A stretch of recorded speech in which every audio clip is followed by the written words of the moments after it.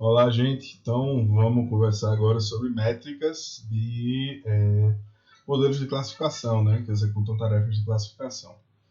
Então, eu coloquei aqui uma colinha, né, uma filinha para vocês verem as principais métricas, né, que a gente utiliza. Então, eu vou começar criando aqui, na linha 6, a predição, né, a gente tem que primeiro criar a predição. Então, se você está na dúvida, esse modelo a gente criou em outra aula, a aula de classificação com cross-validation, certo? Então, eu estou usando um modelo aqui de Randall Forest, porque nossa avaliação inicial ele performou bem e usando a base de teste do Enem, certo? Aí eu preciso das predições para criar a matriz de confusão. Então, a matriz de confusão ela compara, né, as predições com os dados reais, ok? Que é o que eu vou criar aqui na linha 7. Então, na linha 8, a gente tem a matriz de confusão em si.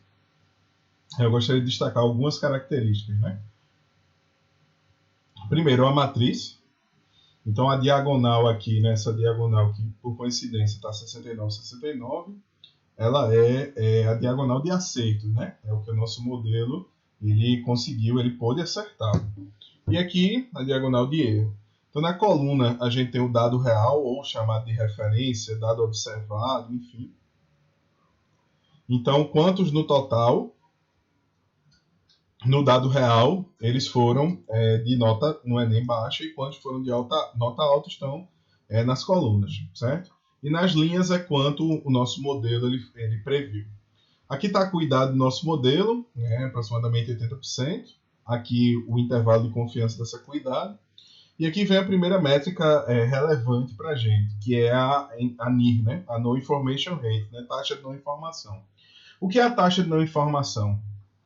Se a máquina ela escolhesse sempre a classe mais frequente, ou seja, alta, ela acertaria quanto? Ela acertaria 50% das vezes. Por quê? Porque essa é a presença desse valor mais alto da classe, né, alta, na base de dados.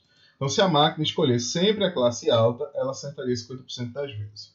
Para a gente ter um modelo legal, a gente está buscando, obviamente, um modelo que acerte mais do que um possível viés. Então, esse modelo, uma primeira análise é que ele precisa ter uma acuidade maior do que o NIR, do que o No Information Rate. Se ele tiver menor, quer dizer que ele está pior do que uma aprendizagem enviesada, e aí, obviamente, ele não é interessante, certo? Então, essa é a primeira coisa que a gente observa. Se a nossa acuidade ficou acima da taxa de não informação. Okay? E aí tem um teste de hipótese para confirmar isso.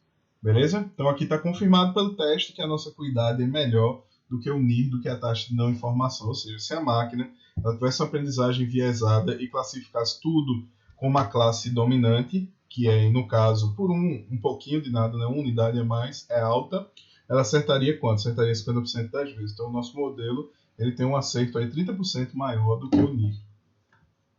O segundo é o kappa. O que é o kappa, né? É uma estatística, kappa de Cohen, é uma estatística de similaridade em classificações. Então ela pode ser usada tanto para ver se duas pessoas, por exemplo, elas classificam a mesma coisa de maneira igual, ou ela pode ser usada para comparar aí classificações em aprendizagem de máquina, e é esse uso que a gente dá. Então o kappa, ele é como se fosse uma medida de acuidade, certo? Na qual está sendo penalizado o acerto ao acaso, o acerto por sorte.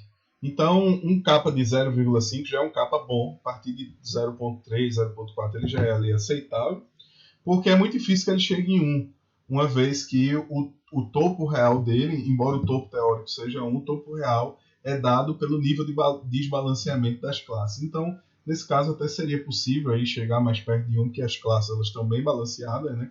Alta tem uma unidade a mais apenas do que baixa, certo? Mas aqui a gente já tem um kappa interessante. Então ele é uma medida para você controlar a sua acuidade. Será que... Então a acuidade a gente observa ela em relação a dois controles. Será que se a máquina ela chutar sempre na classe mais alta, ela tem quanto de acerto? A minha acuidade é melhor do que isso? Sim, legal.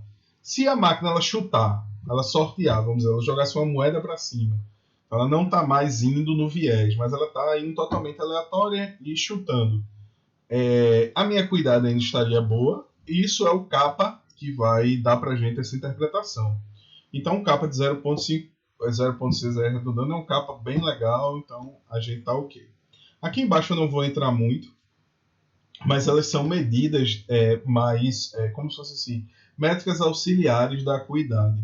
Então, sensibilidade, especificidade, prevalência de classificação e por aí vai, todas essas coisas, elas são para a gente tentar entender melhor onde é que estão os erros da nossa máquina, o que é que ela não consegue prever.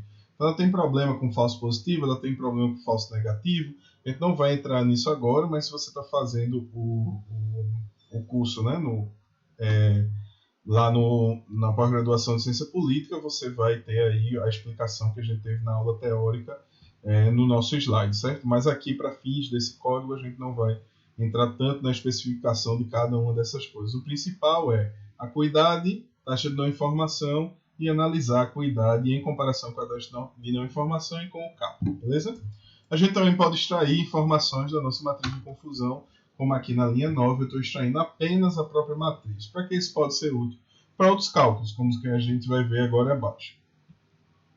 Tem uma métrica aí que é bem legal, não precisa estar calculando, tá?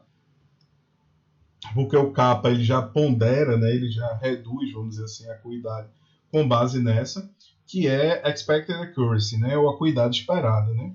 Então é o que eu estava dizendo. Se a máquina chutar, ela jogar sua moeda para cima para escolher se é classe baixa ou alta, quanto seria? Então, para calcular isso, a gente vai calcular, né, a soma aí da coluna versus a linha correspondente. Então, eu tenho uma coluna de baixa e uma linha de baixa, multiplico isso, e eu tenho uma soma da coluna de alta e uma linha da coluna de baixo, multiplico isso também, divido pelo total de casos, né? Então, no caso aqui, eu vou dividir pelo total de casos ao quadrado, e depois somo os dois, certo? Então, para quem conhece aí o que quadrado, essa é uma estimativa semelhante, né? Para a gente tentar entender qual é a porcentagem de acuidade esperada. Né? Ou seja, se o modelo saísse chutando, ele teria quanto de acuidade? Então, ele teria aí por volta de 50%, que no caso, né, é bem próximo aqui da nossa taxa de não informação, ok? Então, gente, essa é a matriz de confusão. Olhem sempre a acuidade em interação com o kappa e com a taxa de não informação. E se vocês tiverem algum motivo aí pelo negócio, pelo domínio, para analisar mais detidamente os erros, onde é que eles estão acontecendo, você tiver alguma razão para olhar algum erro, analisar algum erro específico, você tem aqui uma série de métricas auxiliares que vão te permitir fazer isso de maneira muito tranquila, ok? Então aí, se tiver um comentário, deixa aí. Se estiver fazendo o curso da gente lá na pós-graduação em Ciência Política, tem a opção também de deixar aí um comentário no Google Classroom. Até mais, gente. Forte abraço.